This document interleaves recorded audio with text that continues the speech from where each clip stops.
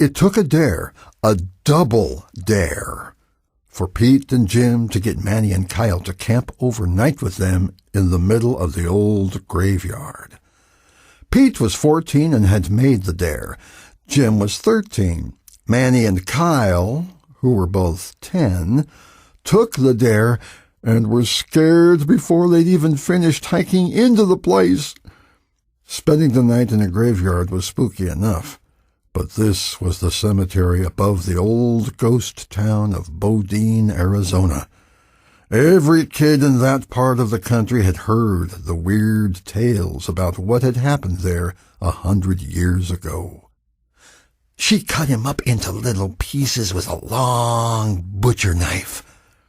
They were huddled around a campfire on the low, barren hillside above Bodine, surrounded on all sides by craggy canyon cliffs that looked ready to fall in on them.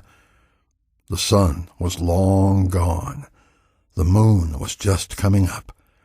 The moment was right for the retelling and stretching of Bodine's scary legends.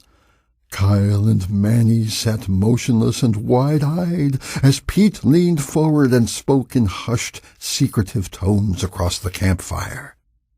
The next night, she came back, and this time she wanted the sheriff.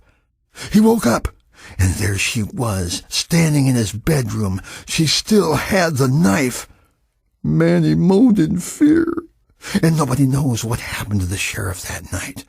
All they know is they found his body the next morning on Annie Murphy's grave. He was cold and dead and looked like he'd been scared to death. Kyle made a face. Did that really happen? Pete only gave a slight shrug. Not too long ago, some people camped up here and accidentally camped on Annie Murphy's grave. And the next morning, they were dead, just like the sheriff. Manny cocked his head. No way! Oh, really? I don't believe you! Pete immediately threw it to Jim. Just ask Jim. Jim nodded grimly. You know Tony Merritt? It was his uncle and aunt. Kyle and Manny bought it, and then fell silent as gruesome images played in their heads. We're not camping on Annie's grave, are we? Kyle wanted to know.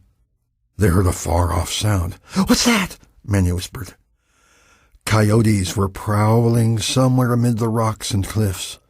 Their yaps and howls carried on the dry desert wind like the giggly scheming of demons in the dark. Pete gave a sigh of relief. Whew. I thought it was Annie Murphy. She's been seen up here, you know. People say she's still around looking for somebody else to kill. Sometimes people can see her face in the cliffs. They say that late at night you can look up at those cliffs and see her up there, looking back at you, watching you.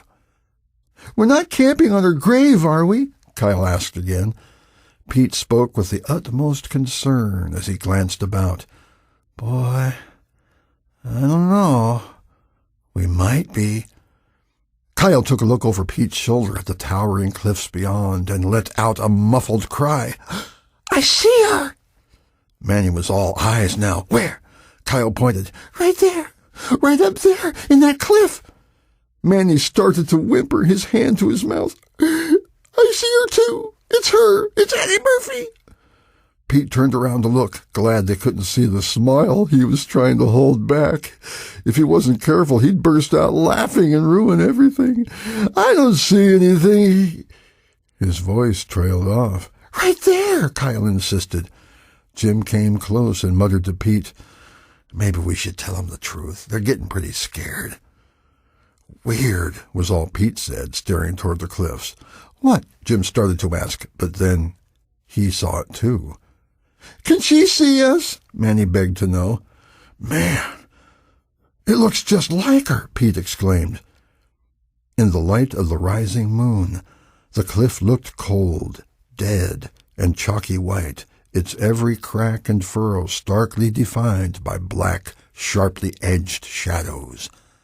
In the center of the cliff, outlined by the shadows and highlighted by glaring moonlight, was the shape of a woman.